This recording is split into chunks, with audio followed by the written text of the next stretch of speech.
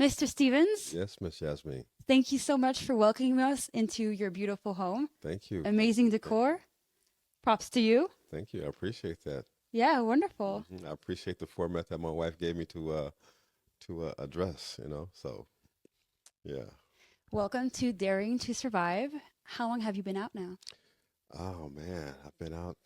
It'll be 7 months come the 13th of this month. I Yeah, think of you every 13th, by the way. it's all right. I don't always text because I forget to text a lot of times, but I always do think Well, about you. thank you. I I appreciate promise you. that. Can we have you give a little 1 to 2 minute intro?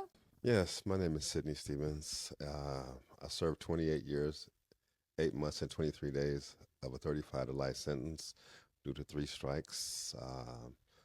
Predicated on bad decisions that I thought was a natural way of living through my socialization and culturalization in my community. I grew up seeing a negative side of life, and I thought that that was life. I thought that was reality. I thought that was how a person lived. You know what I mean? It was, but it wasn't. It was an art of survival, and it spiraled out of hand. And no one ever told me about the consequences and repercussions of the things that I was doing, and I was just flying by the seat of my pants in life early on. Which the first time I went to prison was for second degree robbery. I pled guilty to one count of robbery. They ran five robberies and a burglary concurrent. That was in 1986. I got out in 1989, and in '95 I committed another robbery. And the detective told me I was looking at three strikes. He said, "Mr. Stevens, you're a three striker." I'm like, "The hell I am. I only been in prison once." He said, "Mr. Stevens, you've been convicted of six felonies. So you're Mm. looking at 35 to life." I told him, "You might as well kill me now." But I walked through those doors and I became a man, and I walked out a better person than what I walked in. And I'm thankful and grateful for my 35 to life sentence because it gave me a second chance to have success in life, to become the person that I was destined to be.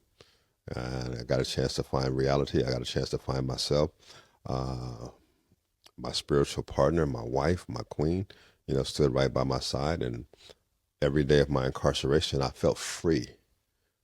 I didn't feel confined. I didn't feel locked up. I didn't feel like this was the end all be all because she was my hope. And here we are today. And I have her sitting right to my right. And I get emotional when I think about it, because it was a struggle, but she was right there with me all the way. And I have a saying, "I'll be your shield if you be my backbone." And she was definitely my backbone, so she helped me through a lot. And now I'm out. And I'm very grateful of everything that everybody has ever done for me. And I live a life of service. And that's what I'm built for. That's what I'm geared for. That's what I'm designed for, to take my living life experience coupled with my education, coupled with my training, and put it all together and help those that are not aware of the decisions that they're making today and how they're formulating their life of destruction. So I'm a blessed man and I'm very happy. Thank you so much for this intro. And we're very, very excited to talk to your wife and hear more about your shared experience. I want to talk about the three strikes law. So, California's three strikes and you're out law was enacted in 1994 after the murder of 12-year-old Polly Klaas. It mandated a 25 years to life sentence for anyone convicted of a third felony if they had two or more prior serious or violent felony convictions. And so the point of this was to deter repeat offenders through severe punishment, protect public safety, and ensure consistency in sentencing for recidivists. Can we talk more about your crime? Well, when I first went to jail back in '95 for those counts of robberies that I had committed several robberies, all drug induced, all to get more crack cocaine. Um, I had got to a place in my life where I would have to say I didn't care. I didn't care about nothing. I didn't care about nobody. I didn't even care about myself, because how does a person treat themselves so badly and still say that you care about yourself? So looking back in hindsight of the way that I behaved back then, I was on a suicide mission. Um, I went to jail, and they said I was there for 5 counts of robbery. I'm like, okay, not a problem. Fighting the county jail system and stuff like that. It's a lot more notorious than going to prison. If anybody can get through jail, they can get through prison, because jail is hell, basically. But they gave me 5 years for 1 count of robbery. They ran the rest of the 5 robberies and a burglary concurrent. Went to prison, got out, came back in 95. But I thought I was looking at a 5-year enhancement on top of my crime. But but they told me that I was a 3-striker. And I didn't understand how that could be, because I had only been to prison 1 time. Mm-hmm. And I thought that it was prison sentences. If you had to have more than 1 prison sentence. And I knew I only had the 1. Mm-hmm. Okay. And however, while I was fighting this case, looking at 35 to life, I was like, wow, my life is over. But looking at the 3-strike law, I used to say that it was a bunch of BS. Nobody deserves that kind of time for a crime like that. Rapists and murderers are getting more time than what I'm getting, and things of that nature. But when I look at it in the reality of it, you got a rapist or you got a murderer who killed someone. This could be their only offense on their history. However, a person like myself is basically a predator to society, because he was constantly preying on and creating victims, multiple victims, looking at the ripple effect of the victim pool. My victim pool and the ripple effect was like a tsunami, where this other person, a murderer, even though their crime is considered more heinous, their ripple effect is not as large as my ripple effect. So understanding that, I understood the time that I qualified for as I was in prison, and starting to get my mind wrapped around the legalities of and make sense of it all. And it made sense to me. It started making sense to me. Dude, you're not here because of the 1 infraction that you're here. Look at the people that you hurt. And right then and there, I said the 3-strike law was designed for people like me. People that commit crimes repeatedly, no matter if you get caught or not. But looking at the 5 counts of robbery and the 1 count of burglary, that was 6 robbery. That was 6 felonies. Mm-hmm. And now here I come back for the same committed offense, a robbery. What did you learn the first time? Nothing.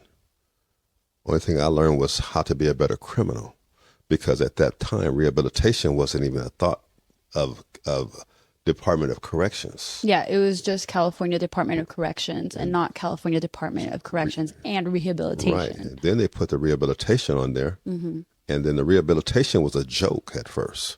There was no rehabilitation. There was just funding to get more. The art was just to get more funding. And then later on, I forget when they started, they really started getting serious about rehabilitation. And that's where the blessing for me came into the fact, because I got a chance to take advantage of the rehabilitation part. Mm-hmm. And it was endless and limitless. Black Californians make up a very small share of the overall California population. And yet they represent 28% of the overall prison population and 45% of all of the people that are sentenced under the 3-strike law. So we're looking at a really, really, really significant overrepresentation. And so despite this law being designed for violent repeat offenders, the result wasn't greater safety necessarily. It was more overcrowded prisons and long sentences for people who weren't violent offenders, 55% of third strikers actually were nonviolent offenders and had committed petty theft or just drug possession. So what do you make of these stats? I have to say, looking at from the community that I came from, guys didn't go to be doctors or lawyers. Guys didn't go to be sitting on CEOs or boards or things of that nature. Everyone that I knew, they went to prison. So, or they died early, very, very early and very violently. So looking at the thought process that engaged the emotional development, the mental development, to see things as a natural way of living, enhances their ability to create crimes because this is all that we knew. Create crimes and to be non-empathetic towards others. Yes, California blacks are a small number, but we make up the most number in prison. Look at the socialization, though. Look at the culturalization. These are the things that we chose to do to thrive in this world, in this community, to make the best out of a bad situation. Yes, were there other choices that could have been made? Sure. Were there better decisions that could have been made? Sure it was. Was mistakes made? No, it was not. I did not make a mistake when I robbed those people. And none of my other colleagues of crime made a mistake. They made a decision. We made a decision, and it was a conscious decision. And if you look at it and look at all these people's lives, where did it start? Where did it begin?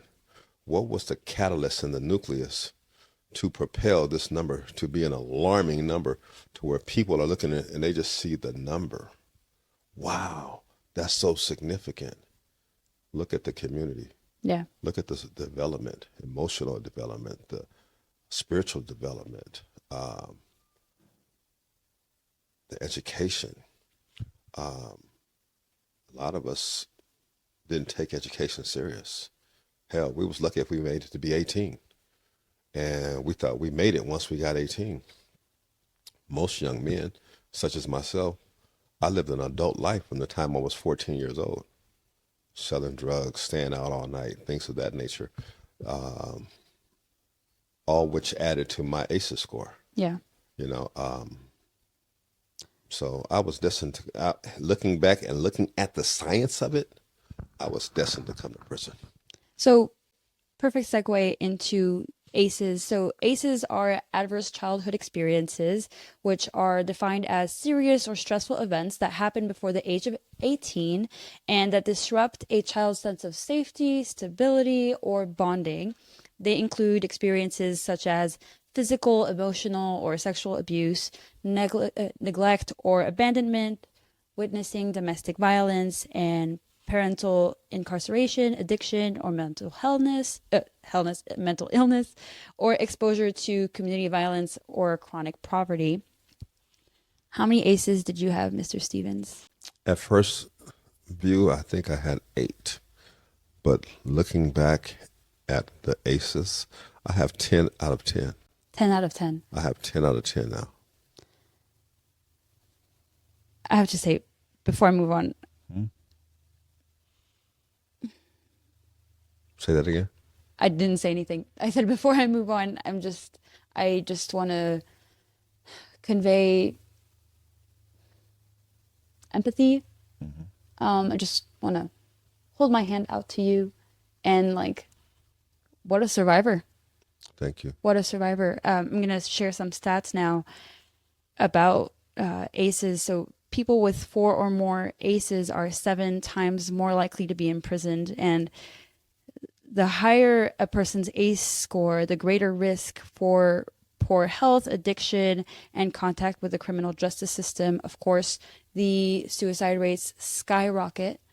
So, the fact that you're even still here is such a testimony to your surviving skills. You are beyond a survivor. And, I just want to acknowledge the amount of strength that it must have taken to overcome and battle all of these traumas. Yeah, I just want to take a second to Thank you. say that. Yeah, so ACEs change the way the brain and stress system develop, leading to hypervigilance, impulsivity, difficulty regulating emotions, and later they lead to being criminalized instead of treated. What first begins as a surviving mechanism is then seen as, well, not even just seen, but like just transforms into criminal behavior, unfortunately. And so I just think it's really important to understand that a lot of incarcerated people suffer from 4 or more ACEs. And it's not to excuse any of the decisions that were made by them, but it's just to give more background and context. What do you think? It diminishes a person's ability to thrive in a normal society. How do you take a person that has learned to do things negatively all their life and you put them in a positive world? I don't know the rules to this world. I don't know the structure of this world. However, I know the rules of this world over here to the left. And you want me now to go and work at McDonald's. Hell, I make more money standing on the block for 1 hour than the person that's managing McDonald's. So why would I go work for this company and be smelling like grease and fish and all kinds of stuff when I can stand on the block and have on my Stacy's and have on my jeans and my slacks, look good, have all the girls love me, have all the guys look up to me, and I got a pocket full of money. This is the concept. This is the mental concept. You know what I mean? I'm a grown-ass man. I'm 15 years old. I'm pushing weight. I'm doing all kinds of things now. That's development. That development right there is the development that keeps spiraling in that person's life. That development becomes the foundation of how the decisions in that person's life is made. Says, I'm still not going to go work for McDonald's. I'm going to go rob McDonald's and take all their money, and I'm going to go back to the block and do what I want to do. Mm-hmm. So look at the shift of the mind, the shift of the brain, the shift of the thought process. It's still not saying enough is enough. It's still saying I have to do things the way that I learned, the way that I've seen all of these other guys before me do the same thing, in which you would think that because you've seen all these guys do the same thing and the results that they got, you would have, a person with good sense would say, I am not going down that street. Mm-hmm. Okay? So a lot of things in my society, in my community, wasn't taught. We weren't taught about 401k plans. Mm-hmm. We weren't taught about Roth IRAs. We weren't taught about LLCs at that time. We weren't taught about these types of things. Mm-hmm. Only way that you went to college is you had to be a dynamite athlete and you got a scholarship. Other than that, you weren't. If your dad was part of a steel company or something, had been working there for 10 or 15 years, some guys went to work in the steel company. But they still ended back up on the block because this was all that they knew. This was something that was entrenched in them.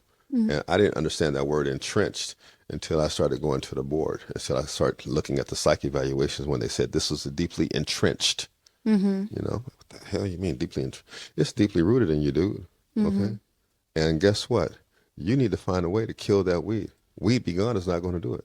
You got to dig deep inside of yourself and you got to soul search and you got to come to terms with the reality of your life and where it all began. And you got to look at things like a childhood neglect. Hell, I was in a group and I told the guy my story I said, yeah, I was 5, 6 years old. My mother used to drop me off at the park. This park, in the parking lot, it was adults, young adults, selling drugs, gambling, fighting, shooting, stabbing, getting beat with bicycle chains.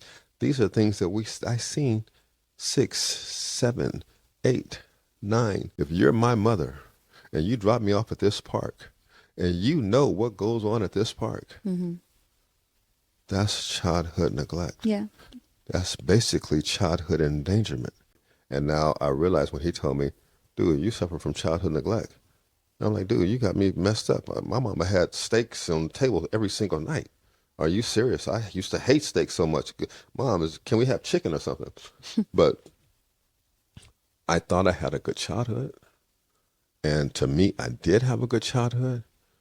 But looking at the development of that childhood, there was a lot of structure that was missing. No matter, okay, so I do something wrong and you whoop me like a slave. Basically, that's what I deemed it as, because anytime a parent tells a child, lay across the bed, pull your pants down, and whoop you with a belt or switch or whatever the case may be, looking back at that now, that's old master behavior. That's childhood. That's child abuse. That's abuse, period. But my mother was born on a plantation back in Arkansas. My mother's parents was part of slavery as well. So my grandmother did to them what they seen done, hence they did it to us. So transgenerational trauma, rolling over and rolling over, a lot of things that people don't like to talk about or even give thought to or give it the title that it is, because the title hurts. The title stings. Hell, you abused me. Oh, I was good to you. No, you abused me. You beat me. Okay? You put me in positions where I had to learn how to survive in this world. And then being in this community, I adapted all these ideologies. And therefore, all those ideologies became my decision-making platform because I did not know any better. I didn't think that there was life outside of this because this was all I seen, and it was a natural way of living to me. And if it's a natural way of living, 15, 16 years old, this is life. When did you start introspecting and diving into yourself to try to understand your roots? I had to say it was 2016. I'm at Folsom State Prison. I'm selling drugs. I'm not going to lie. I'm selling everything, cell phones, whatever the case may be. But I'm looking around and I'm looking at all these fights and all this stuff, all this violence. And I happen to be looking at one building, and you can see it's 5 tiers, and you can see all the rat race. And it was running around like cockroaches and rats and stuff, just in a New York subway or something, And I'm looking at this, and I started shaking my head. And then I'm looking at the people fighting and stuff, and I'm looking at my homeboys, how excited they were getting about these fights and stuff. Oh, look, he get it. Oh, he get it. He get it. Oh, look.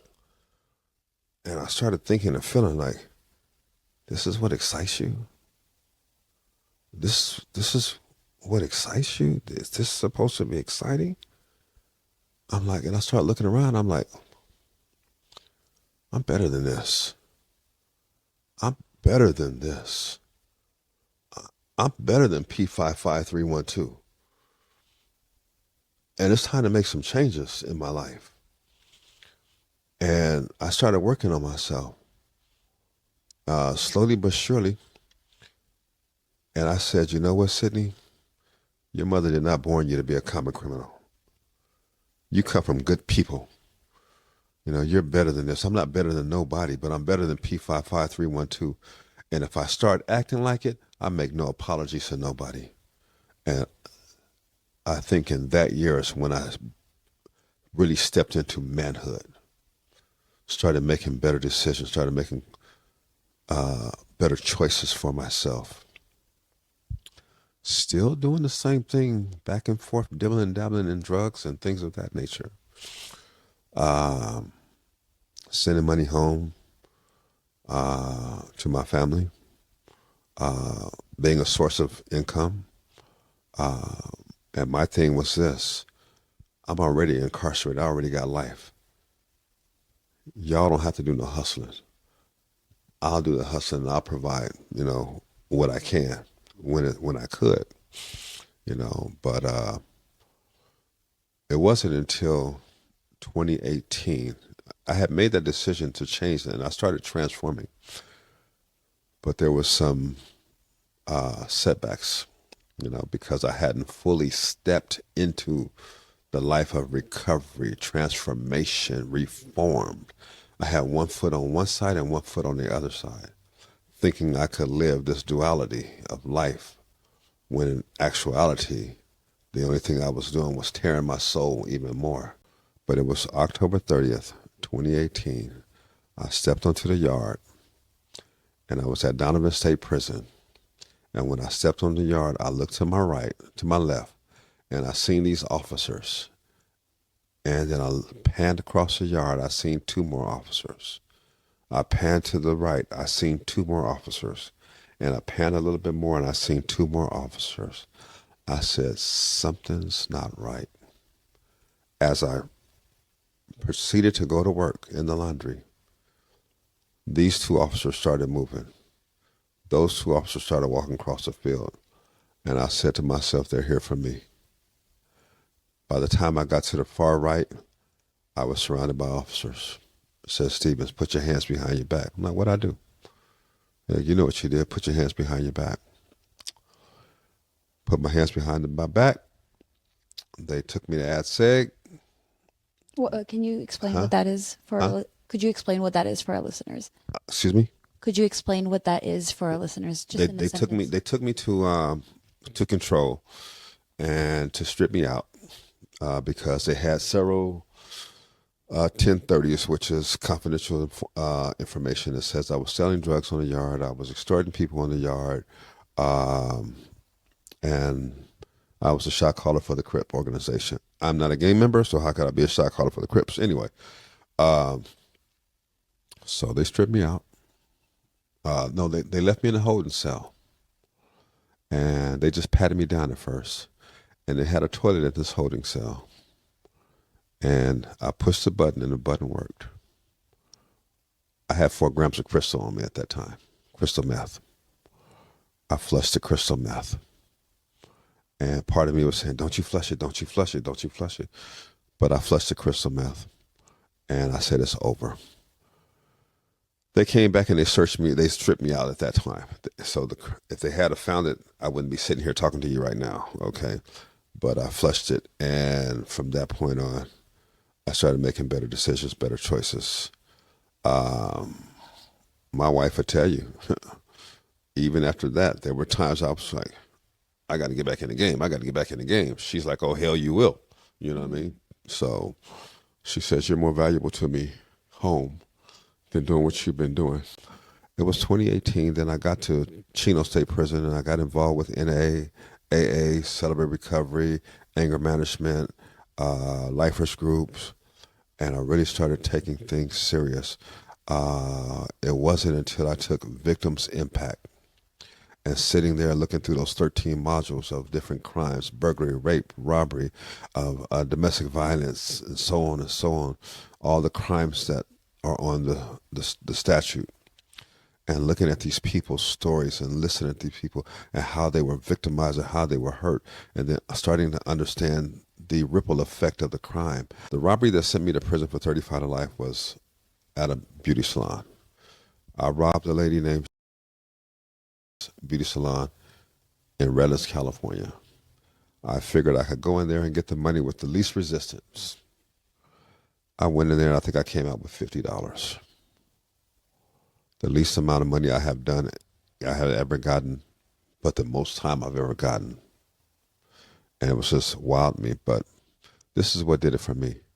When Miss got home and she told her husband what happened, and her little girl heard that story, and my thought process went to this. Her next door neighbor is a little black girl, and the little black girl comes to play with her, and she tells her, I don't want to play with you because a black man robbed my mommy. Mm. Introducing racism into their life now made me say, ooh, ooh, really? So this is what the ripple effect is about. And this is how it stirs a person's life. And this is how it stirs a person's thought process. And now this little girl, not the parents, not her husband, but this little girl becomes jaded Mm. and don't want to have nothing to do with black people. It could be a lifelong thing. It could be a short-term thing. Who knows? But the fact of the matter is, Mr. Sidney Stephens introduced this into this child's life.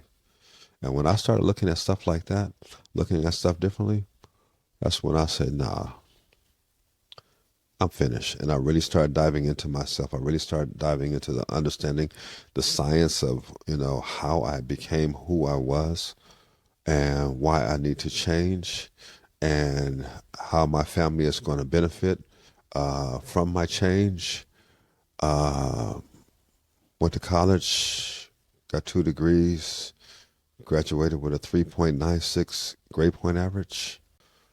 Once I went to school and started getting a little education and being able to share that education with my wife and my family, asking her, about her goals, her aspirations, where does she see herself, starting on helping her understand financial budgeting and things of that nature in a different realm, put her in a position to get this house. She say all the time, I couldn't have did it without you, but she worked and made the money. I had the vision, and here we are today. And instead of not knowing where I was going once I got out of prison, I walk into this beautiful home with my beautiful queen, and I'm blessed. I want to step back into the conversation of race. So, the first time we met, you had told me that ever since you started taking rehabilitation seriously, you stopped following kind of like the race guidelines Right. of prison life. Can you talk about how significant that is? Well, in early prison, not in today's prison, but in early prison, you stayed inside your color box. Okay, look at it as boxes of crayons. You open a box of crayons, you have so many different colors. Well, in the early 80s, early 90s, that was not so. You had a white box of crayons, you had a black box of crayons, you had a brown box of crayons, you had a yellow box of crayons, you had a red box of crayons, and those were the only crayons in that box, depicting blacks, whites, Hispanics, Asians, things of that nature. You didn't cross color lines. You only really crossed color lines when it was about making some money, drug deals, drug sales, things of that nature. Uh, but you didn't cross color lines. Crossing color lines was taboo. I could not sit with a white man and eat a share meal or a Hispanic. And I made some awesome burritos. I said I used to make the best burritos this side of Texas. And I had a few Hispanics that would come in. What you down there doing, dog? I'm making burritos. Man, slide me one of them. You know you're gonna get killed. Okay? And this was the conversation. Man, you know you're gonna get killed. Man, slide me one of the burritos. The homies ain't gonna know. But I used to give them to them. But crossing that color line, it's taboo. You know, everybody outside your race is your enemy. It was just taboo, and it stifles a person's progress. Once I started getting into reform, then I'm in these rooms with all these other crayons, okay? White, black, Hispanic, Asians, and we all shared the same common knowledge, common bond. We had all shared a common goal, and that was reform, getting out of prison, becoming the best person that we could be. It's just a blessing to not be held back in that box, because that box was holding me back, and that box is what held a lot of us back, incarcerated men. And once we start understanding that that box is BS, then guess we start living instead of existing. And people say, man, you came out of prison. I've talked to many guys, and man, you came out of prison so natural, so normal. You know, how did you do that? I said, I took a page out of Nelson Mandela's book. They're like, what the hell does that mean? I didn't survive. I prepared. And I prepared to come out to be an asset to my wife, to be a life partner to my wife, to be a helpmate to my wife.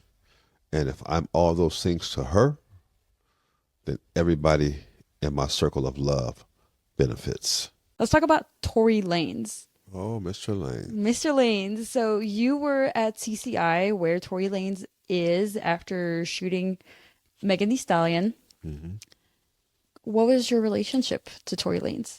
Okay, so let's, for legal purposes, we're going to say after allegedly shooting. Megan Thee Stallion. You are right. You are right. We're going to say allegedly. Allegedly. Okay. Mr. Tory Lanez came onto the yard. And I told Mr. Tory Lanez, this is not a rap video. This is not a rap shoot. This is not an R&B song that you're singing today. I said, these dudes will cut your throat. Be careful, okay, about your socialization. These guys are not your friend.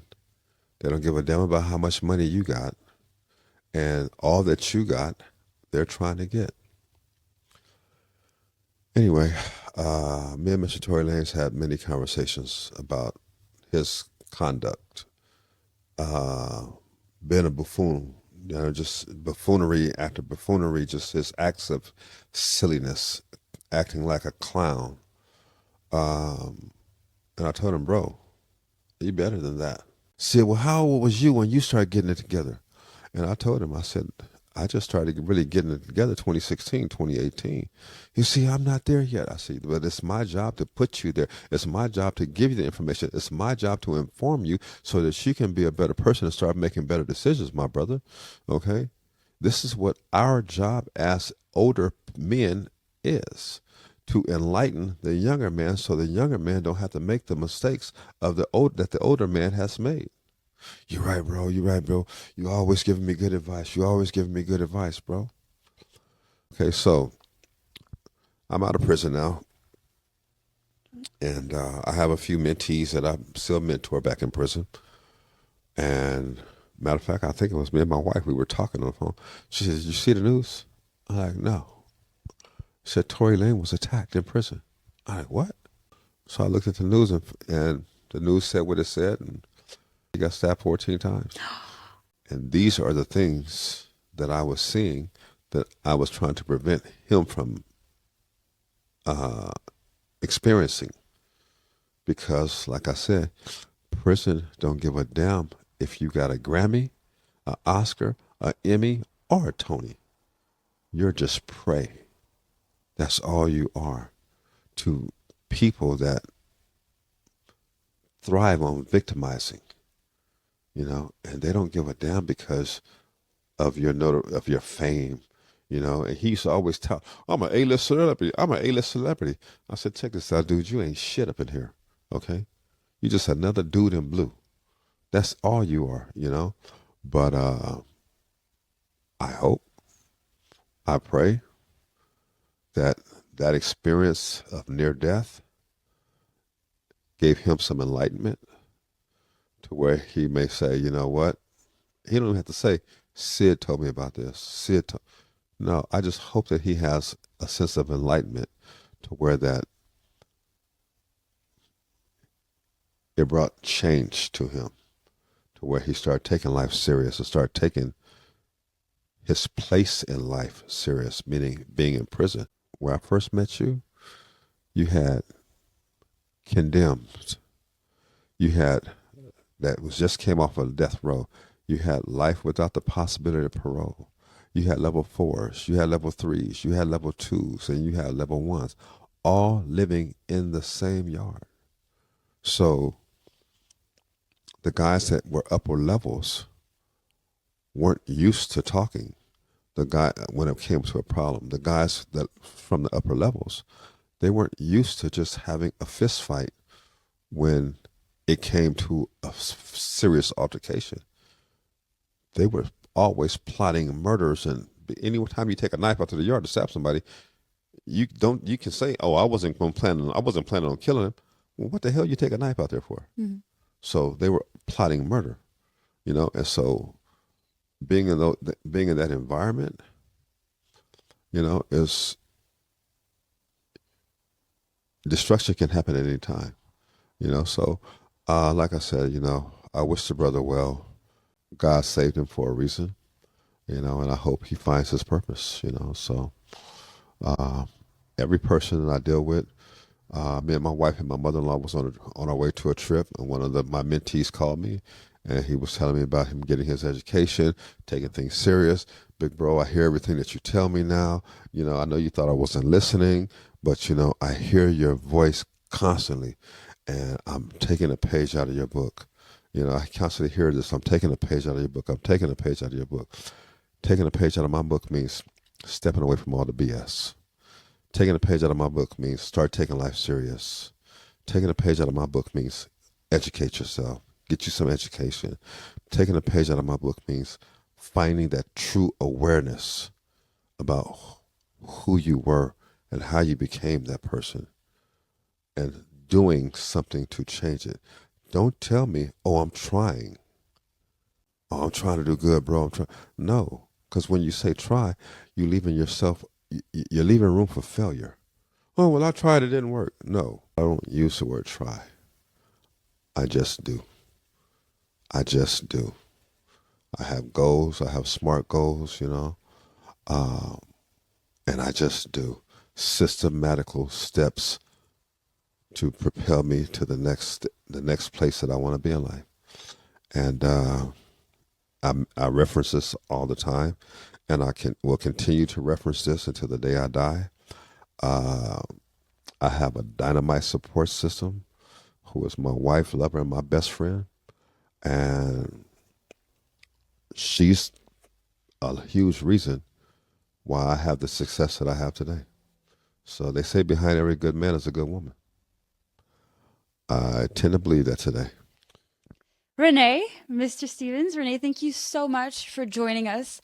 It's such an honor to finally meet you after all of this time that I've known Mr. Stephens. I've always heard so much about you and so glad to have you with us today. Thank you.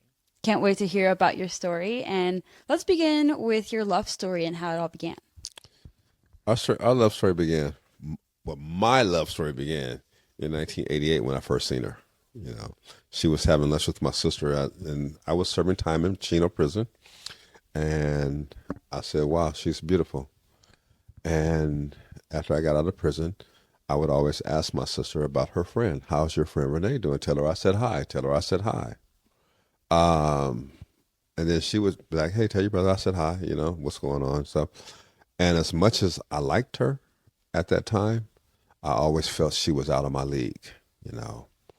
Um, Fast forward, 1995. I'm out on bail. She didn't know. My sister had a Tupperware party. It was her Tupperware party, and she hosted it. And I served all the ladies. I cooked and I served all the ladies. And I was wowed by her presence again. Mind you, that I've seen her several times between then because she used to come see my sister. And so, "Hi," I'm like, "Hi, how you doing?" I had that big old smile on my face because it's her. It's the girl, okay? And I'm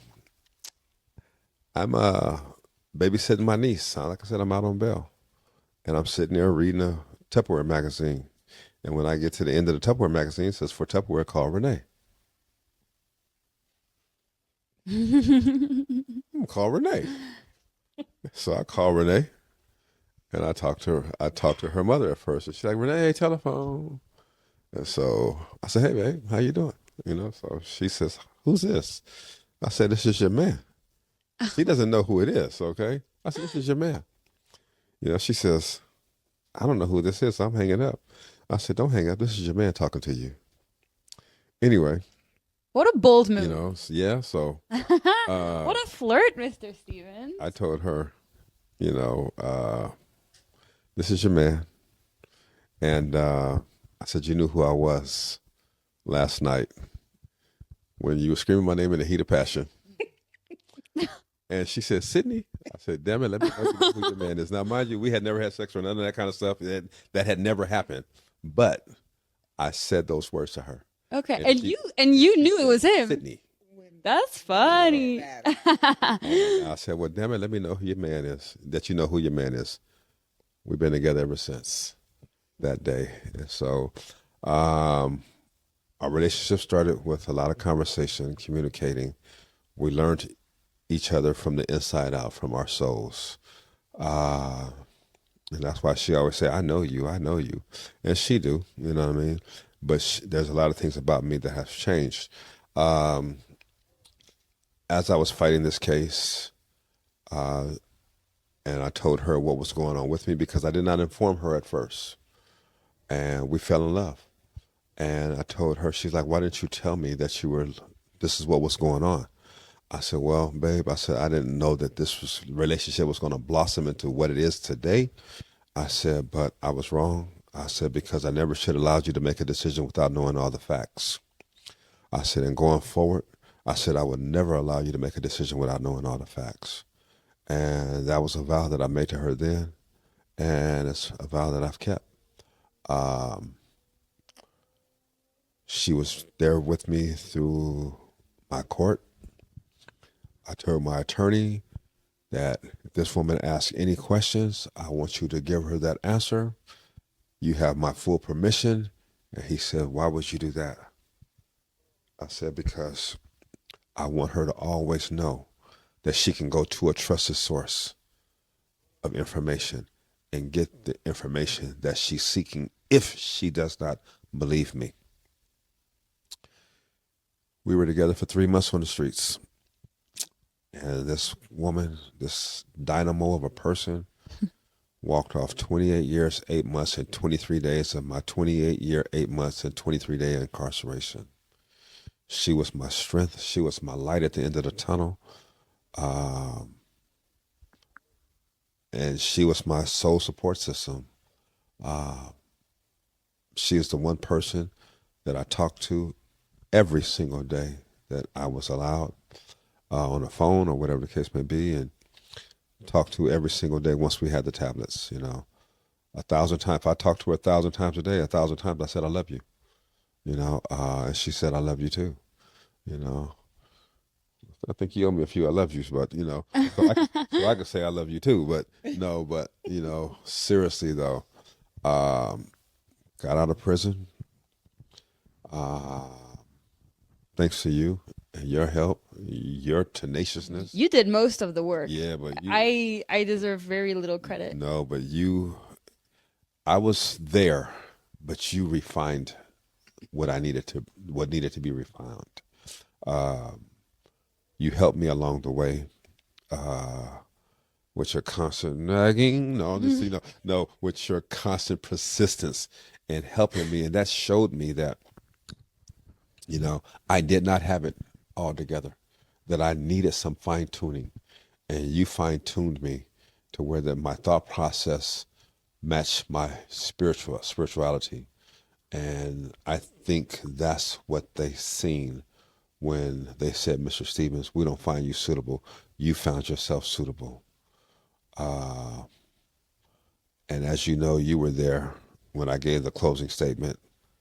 I think the first sentence, I was emotional and uncontrollable tears. I'm emotional now.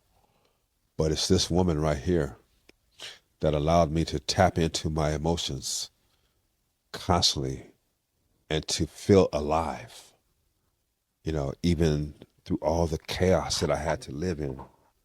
You know, it was always hope right there. And that hope was love. You know, that hope was not only love, it was unconditional love. Because here's a person that could have walked away, but she made the conscious decision to stay. So, as much as I like to tout my personality and my, you know, whatever, my bigness of a person, my relationship is not a testament to who I am. My relationship is a testament to who she is because she chose to stay. And I'm so thankful and I'm so grateful. And I love her with my whole entire life for that reason, So, and here we are today, 7 months out of prison. As you see, I got tears rolling down my face because I'm so happy, you know. It's not always happy roads because we're learning each other. We're getting to understand one another. But she is my one, you know. And when you have the best, you don't need nothing else. I say this all the time, and I say this in front of any married man, any person. I don't care, And I say, if God made anything better than Renee Antoinette Stephens, He kept it for Himself, and I truly mean that because I don't know no woman, no person that could have done what she done, and make me feel like I'm still the only man in the world, and she's out here with the world, you know. So, and it conveyed over to me, making her feel like she was the only woman in the world. She's the only woman in the world for me. And I tell her, I'm going to die your husband, and that's exactly what I mean. So that means that I will die before she do, you know, and I'm going to love her even in death. You know, uh, Continue to set things up for her, continue to set things up for us, but making sure that even in my death, I'm gonna be a source of support for her. So yeah, this is my love. It's beautiful. I want to call this like a miracle love story, just based on my stats. So some studies estimate that each additional year of incarceration raises the odds of divorce by about 32%. So I don't have the math on 28 times 32%, but I know it's a lot. Yeah. So how commendable. How commendable. Renee, what made you stay? Oh, that's a good question. Can I just ask you to have the mic near your face? Thank you. So that's a good question. So I think that the most important thing for me was that, we communicated so well. We fell in love. And it just, it was genuine. It was true. And I loved it, And even though he wasn't there with me, because I am a very spiritual person, I try to just keep God first and keep him second. And, at some point I felt like, you know, I just love him. I want to be with him. And it doesn't matter that he's not here with me because still he gives me everything that I need without him being here with me. Well, of course, not physical, but everything else that I needed, he provided for me in the different communication and just the loving and all that. And in the world today, people are confused out here. And it's not like it used to be back in the day. It's P in the dating. That's what they say on TV. But If in case our listeners did not hear, she whispered, "There's pee in the dating pool." Just want to make sure that that gets out there. yeah, it's different. And he gave me everything that I needed. He made me feel like I was the only woman in the world. And I felt so loved by him, and it was enough for me to carry me through. He gave me everything that I needed and everything that I wanted, and it was just magical, you know. Getting to know somebody in that way is it's amazing, because when all you have is communication, you really get to know a person. You really get to know them, and they get to know you. And that's what I do mention to him a lot. I know you. Yeah. So yes, yes, it was amazing. But you know, I'm glad I did it. I'm glad I waited. I'm glad he's here now, because now we can do all the things that we dreamed about doing, and I Yeah. can't For wait. so long. Yes, For so long. yes. So, what did the engagement, the wedding look like? The first vow, we were at. I was up in Oregon, Okay. and I was incarcerated. I had asked her, "Will you marry me? Will you marry me?"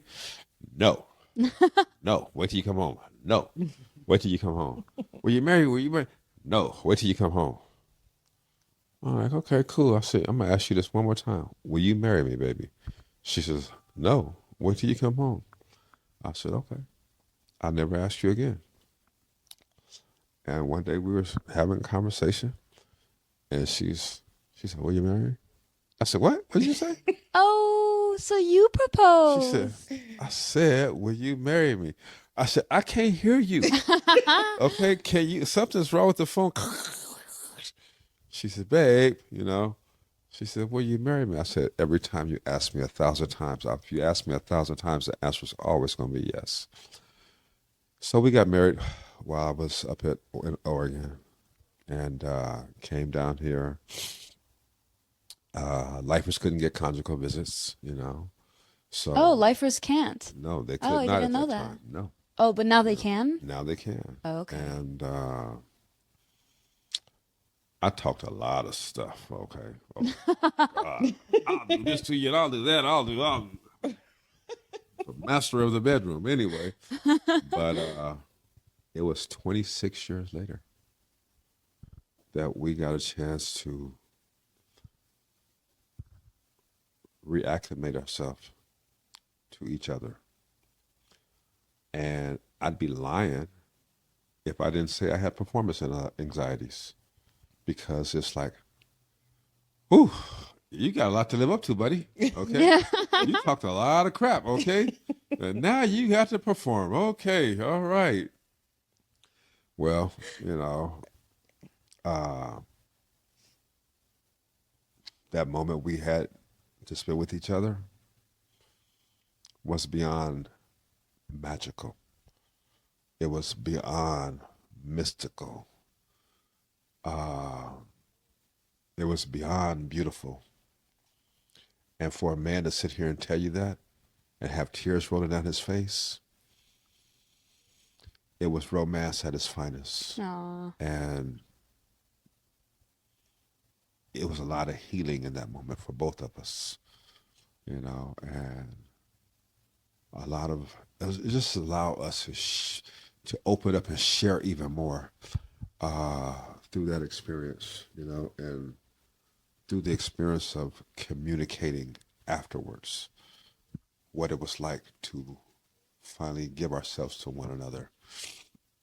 It didn't present itself without its challenges, because I'm up in Oakland and she's here, you know. Today. So we've had to go through battle through some adversities, you know, but in the end, we're still here.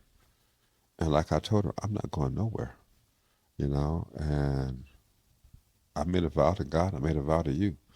And like I told her, there's only one man that I want to be like in my whole entire life, and that is my grandfather who is in heaven. The one person I never wanted to be like, because he didn't have enough glam. He didn't have enough glitz. He wasn't all those people that I seen growing up. He is the one person besides her that I never want to disappoint, you know. So I take my life very serious. I take my movements very serious, and I